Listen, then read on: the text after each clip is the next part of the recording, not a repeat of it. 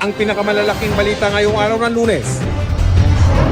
Metro Manila at ilang bahagi ng bansa, pinerwisyo na naman ng ulan at baha dahil sa hanging habagat at bagyong Isang. Sa pag-iimbestiga ng NBI bala sa pader kung saan natagpuang patay si Kian de los Santos, pababa ang tinatawag na trajectory. Ilang saksi pati mismong barangay pinatotohanan si Kian ang nahagip ng CCTV. Paninindigan naman ng pulisya. Ang tawag na sa doon ng mga tao ron is addict, pusher. Ngayong patay na siya, papait na siya at santo na siya.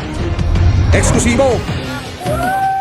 Pulis na dati nang natukhang itinumba sa harap ng kaanak.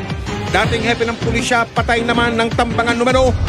Ang Team Pilipinas mahigit 10 na ang medalya sa Southeast Asian Games. Mag-asawang Dingdong at Marian Rivera pinangunahan ng isang art exhibit for a cause. At silipin ng mga lugar sa South Korea na ibinida sa shooting ng My Korean Chagya na magsisimula na ngayong gabi.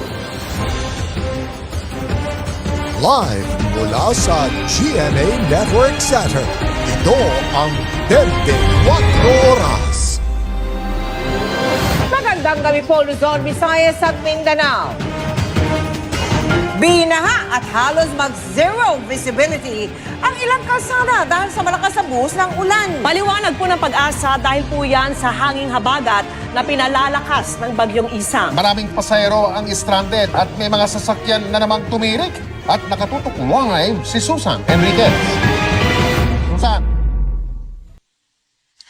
Mel, Mike, Vicky, dahil nga sa habagat na pinalakas ng bagyong Isang, ilang lugar dito sa Metro Manila ang nakaranas naman ng pagbaha. Kabilang na dito sa ating kinalalagyan ngayon sa Arpapa sa lungsod ng Maynila.